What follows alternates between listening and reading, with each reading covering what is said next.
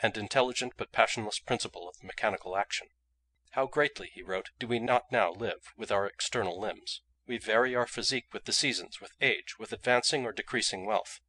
If it is wet, we are furnished with an organ commonly called an umbrella, and which is designed for the purpose of protecting our clothes or our skins from the injurious effects of rain.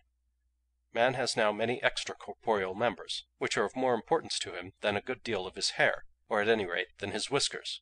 His memory goes in his pocket-book. He becomes more and more complex as he grows older. He will then be seen with sea engines, or perhaps with artificial teeth and hair. If he be a really well-developed specimen of his race, he will be furnished with a large box upon wheels, 2 horses, and a coachman.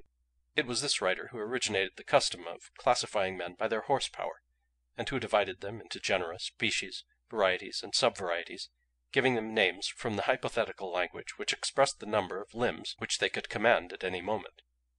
He showed that men became more highly and delicately organized the more nearly they approached the summit of opulence, and that none but millionaires possessed the full complement of limbs with which mankind could become incorporate.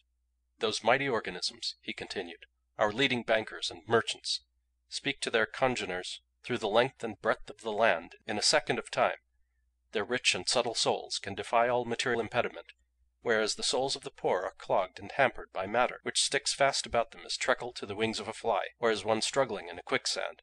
Their dull ears must take days or weeks to hear what another would tell them from a distance, instead of hearing it in a second, as is done by the more highly organized classes. Who shall deny that one who can tack on a special train to his identity, and go wheresoever he will, whensoever he pleases, is more highly organized than he who, should he wish for the same power, might wish for the wings of a bird with an equal chance of getting them, and whose legs are his only means of locomotion? That old philosophic enemy, matter, the inherently and essentially evil, still hangs about the neck of the poor and strangles him.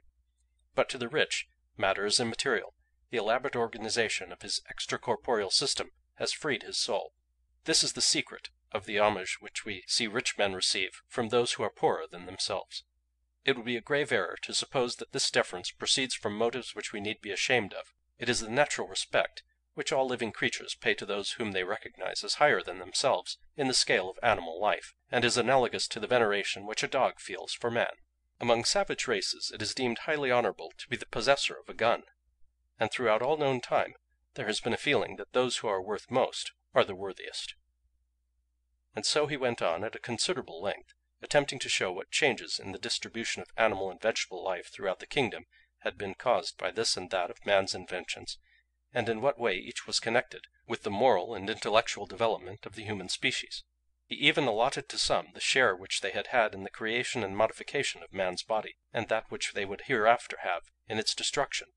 But the other writer was considered to have the best of it, and in the end succeeded in destroying all the inventions that had been discovered for the preceding 271 years, a period which was agreed upon by all parties after several years of wrangling as to whether a certain kind of mangle which was much in use among washerwomen should be saved or no.